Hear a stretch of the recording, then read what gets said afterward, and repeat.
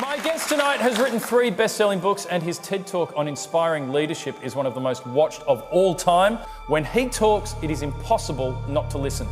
My name is Simon Sinek, and I have a clear vision of what I want to build in this world. I imagine a world in which the vast majority of people wake up every single morning, inspired to go to work, feel safe when they're there, and return home fulfilled at the end of the day. I promise you, our guests will help you acquire the behaviors and thought patterns you need to be successful in anything that you're trying to accomplish. I have yet to give a speech or have a meeting where somebody doesn't ask me the millennial question.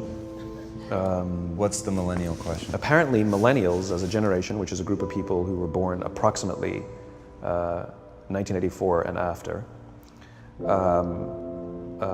are tough to manage. And they're accused of being entitled and narcissistic, and self-interested, unfocused, lazy. But entitled is the big one. And because they confound leadership so much, what's happening is leaders are asking the millennials, what do you want? And millennials are saying, we want to work in a place with purpose, love that. We want to make an impact, whatever that means. We want free food and beanbags. And so somebody articulates some sort of purpose, there's lots of free food and there's beanbags, and yet for some reason they're still not happy. And that's because they're missing, there's a missing piece. What I've learned is that I can break it down into 4 pieces, right? There are four things, 4 characteristics. One is parenting, the other one is technology, the third is impatience, and the fourth is environment. The generation that we call the millennials, too many of them grew up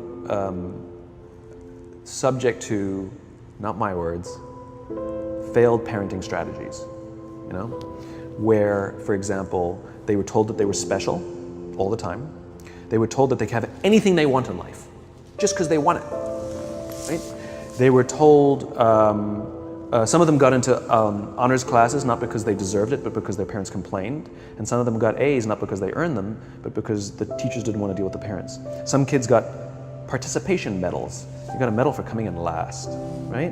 Which the science we know is pretty clear, which is it devalues the medal and the reward for those who actually work hard. And it actually makes the person who comes in last feel embarrassed because they know they didn't deserve it. So it actually makes them feel worse, right? So you take this group of people and they graduate school and they get a job, and they're thrust into the real world, and in an instant they find out they're not special, their moms can't get them a promotion, that you get nothing for coming in last, and by the way, you can't just have it because you want it, right? And in an instant, their entire self-image is shattered. And so you have an entire generation that's growing up with lower self-esteem than previous generations. The other problem, to compound it, is we're growing up in a Facebook, Instagram world. In other words, we're good at putting filters on things. We're good at showing people that life is amazing even though I'm depressed, right? And so everybody sounds tough, and everybody sounds like they got it all figured out. And the reality is there's very little toughness, and most people don't have it figured out. And so when the more senior people say, well, what should we do? They sound like, this is what you got to do. And they have no clue, right?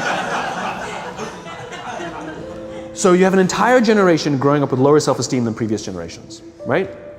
Through no fault of their own, right? They were dealt a bad hand, right? Now let's add in technology. We know that engagement with social media and our cell phones releases a chemical called dopamine. That's why when you get a text, it feels good, right? So we've all had it where you're feeling a little bit down or feeling a bit lonely, and so you send out 10 texts to 10 friends, hi, hi, hi, hi, hi, because it feels good when you get a response, right? Right? It's why we count the likes, it's why we go back 10 times to see if my Instagram is growing slower, did I do something wrong? Do they not like me anymore, right? The trauma for young kids to be unfriended, right? Because we know when you get a hit of dopamine, which feels good. It's why we like it, it's why we keep going back to it. Dopamine is the exact same chemical that makes us feel good when we smoke, when we drink, and when we gamble. In other words, it's highly, highly addictive, right? We have age restrictions on smoking, gambling, and alcohol, and we have no age restrictions on social media and cell phones, which is the equivalent of opening up the liquor cabinet and saying to our teenagers, hey, by the way, this adolescence thing, if it gets you down. But that's basically what's happening. That's basically what's happening, right? That's basically what happened. You have an entire generation that has access to an addictive, numbing chemical called dopamine through social media and cell phones as they're going through the high stress of adolescence. Why is this important? Almost every alcoholic discovered alcohol when they were teenagers. When we're very, very young, the only approval we need is the approval of our parents. And as we go through adolescence, we make this transition where we now need the approval of our peers. Very frustrating for our parents, very important for us. It allows us to acculturate outside of our immediate families into the broader tribe, right? It's a highly, highly stressful and anxious period of our lives, and we're supposed to learn to rely on our friends. Some people, quite by accident, discover alcohol and numbing effects of dopamine to help them cope with the stresses and anxieties of adolescence. Unfortunately, that becomes hardwired in their brains, and for the rest of their lives, when they suffer significant stress, they will not turn to a person, they will turn to the bottle. Social stress, financial stress, career stress, that's pretty much the primary reasons why an alcoholic drinks, right? What's happening is because we're allowing unfettered access to these dopamine-producing devices and media, basically it's becoming hardwired, and what we're seeing is as they grow older, too many kids don't know how to form deep, meaningful relationships. Their words, not mine. They will admit that many of their friendships are superficial. They will admit that their friends, that they don't count on their friends, they don't rely on their friends, they have fun with their friends, but they also know that their friends will cancel on them as something better comes along. Deep, meaningful relationships are not there because they never practice the skill set, and worse, they don't have the coping mechanisms to deal with stress. So when significant stress starts to show up in their lives, they're not turning to a person, they're turning to a device, they're turning to social media, they're turning to these things which offer temporary relief. We know, the science is clear, we know that people who spend more time on Facebook suffer higher rates of depression than people who spend less time on Facebook, right?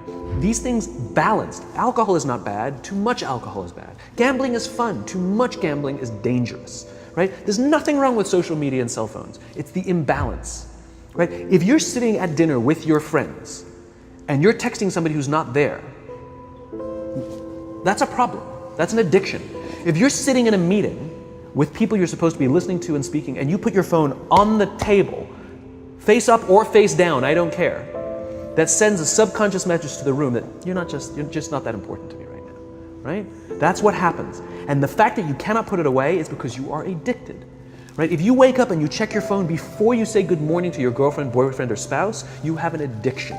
And like all addiction, in time, it'll destroy relationships, it'll cost time, and it'll cost money, and it'll make your life worse, right? So you have a generation growing up with lower self-esteem that doesn't have the coping mechanisms to deal with stress, right? Now you add in the sense of impatience, right? They've grown up in a world of instant gratification. You want to buy something, you go on Amazon, it arrives the next day. You want to watch a movie? Log on and watch a movie. You don't check movie times. You want to watch a TV show? Binge. You don't even have to wait week to week to week, right? I know people who skip seasons just so they can binge at the end of the season, right? Instant gratification. You want to go on a date, you don't even have to learn how to be like, hey. You don't even have to learn and practice that skill. You don't have to be the uncomfortable one who says yes when you mean no and says no when you mean no and yes when you don't have to swipe right. Bang, I'm a stud. Right? You don't have to learn the social and coping mechanisms, right? Everything you want, you can have instantaneously. Everything you want, instant gratification, except job satisfaction and strength of relationships. There ain't no app for that. They are slow, meandering, uncomfortable, messy processes. And so I keep meeting these wonderful, fantastic, idealistic, hardworking, smart kids. They've just graduated school. They're in their entry-level job. And I sit down with them and I go, how's it going? They go, I think I'm gonna quit. I'm like, why? They're like, I'm not making an impact. I'm like, you've been here 8 months. You know? It's as if they're standing at the foot of a mountain and they have this abstract concept called impact that they want to have in the world, which is the summit. What they don't see is the mountain. I don't care if you go up the mountain quickly or slowly, but there's still a mountain. And so what this young generation needs to learn is patience. That some things that really, really matter, like love, or job fulfillment, joy, love of life, self-confidence, a skill set, any of these things. All of these things take time. Sometimes you can expedite pieces of it, but the overall journey is arduous and long and difficult. And if you don't ask for help and learn that skill set, you will fall off the mountain, or you will, the worst case scenario, and we're already seeing it. The worst case scenario is we're seeing an increase in suicide rates. We're seeing an increase in this generation. We're seeing an increase in accidental deaths due to drug overdoses. We're seeing more and more kids drop out of school or take leaves of absence due to depression. Unheard of. These are all, this is really bad.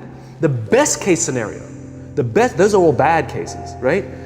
The best case scenario is you'll have an entire population growing up and going through life and just never really finding joy. They'll never really find deep fulfillment in work or in life. They'll just waft through life and it'll be just, it's fine. How's your job? It's fine, the same as yesterday. How's your relationship? It's fine. Like that's the best case scenario, which leads me to the fourth point, which is environment, which is we're taking this amazing group of young, fantastic kids who were just dealt a bad hand. It's no fault of their own. And we put them in corporate environments that care more about the numbers than they do about the kids. They care more about the short-term gains than the long-term life of this young human being. We care more about the year than the lifetime, right? And so we are putting them in corporate environments that aren't helping them build their confidence, that aren't helping them learn the skills of cooperation, that aren't helping them overcome the challenges of a digital world and finding more balance, that isn't helping them overcome the need to have instant gratification and teach them the joys and impact and the fulfillment you get from working hard on something for a long time that cannot be done in a month or even in a year. And so we're thrusting to them in corporate environments, and the worst part about it is they think it's them. They blame themselves. They think it's them who can't deal. And so it makes it all worse. It's not. I'm here to tell them it's not them. It's the corporations, it's the corporate environments, it's the total lack of good leadership in our world today that is making them feel the way they do. They were dealt a bad hand, and I hate to say it, but it's the company's responsibility. Sucks to be you, like we have no choice, right? This is what we got, and I wish that society and their parents did a better job. They didn't. So we're getting them in our companies, and we now have to pick up the slack. We have to work extra hard to figure out the ways that we build their confidence. We have to work extra hard to find ways to teach them the social skills that they're missing out on. There should be no cell phones in conference rooms. None. Zero. And I don't mean the kind of like sitting outside waiting to text. I mean like when you're sitting and waiting for a meeting to start, this is what we all do. We all sit here and wait for the meeting to start. Meeting starting? Okay. And we start the meeting. No, that's not how relationships are formed. Remember we talked about it's the little things? Relationships are formed this way. We're waiting for a meeting to start and we go, how's your dad? I heard he was in the hospital. Oh, he's really good. Thanks for asking. He's actually at home now. Oh, I'm really glad. It was really amazing. I know, it was really scary for a while. That's how you form relationships. Hey, did you ever get that report done? Oh my God, no, I didn't. I'll help you out. Can I help you out with that? Really? That's how trust forms. Trust doesn't form at an event in a day. Even bad times don't form trust immediately. It's the slow, steady consistency. And we have to create mechanisms where we allow for those little innocuous interactions to happen. But when we allow cell phones in conference rooms, we just, okay, have the meeting. And then my favorite is like when there's a cell phone there and you go like this, you go. It rings and you go. I'm not gonna answer that. Like, Mr. Magnanimous, you know? When you're out for dinner with your friends, like I do this with my friends. When we're going out for dinner and we're leaving together, we'll leave our cell phones at home. Who are we calling? Maybe one of us will bring the phone in case we need to call an Uber or take a picture of our meal. Goes without saying, come on. I'm an idealist, but I'm not insane. You know? Not a heathen. I mean, it looked really good. We'll take one phone. And so it's like an alcoholic. The reason you take the alcohol out of the house is because we cannot trust our willpower. We're just not strong enough. But when you remove the temptation, it actually makes it a lot easier. And so when you just say, don't check your phone, people literally will go like this. And somebody will go to the bathroom, and what's the first thing we do? Because I wouldn't want to look around the restaurant for a minute and a half, you know? But if you don't have the phone, you just kind of enjoy the world. And that's where ideas happen. The constant engagement is not where you have innovation and ideas. Ideas happen when our minds wander and we go, and you see something, I bet they could do that. That's called innovation, right? But we're taking away all those little moments, right? You should not, and none of us should charge our phones by our beds. We should be charging our phones in the living rooms, right? Remove the temptation. You wake up in the middle of the night because you can't sleep, you won't check your phone, which makes it worse. But if it's in the living room, it's relaxed, it's fine. But it's my alarm clock. Buy an alarm clock. They cost $8, right? I'll buy you an alarm, right? But the point is we now in industry, whether we like it or not, we don't get a choice. We now have a responsibility to make up the shortfall and to help this amazing, idealistic, fantastic generation build their confidence, learn patience, learn the social skills, find a better balance between life and technology, because quite frankly, it's the right thing to do.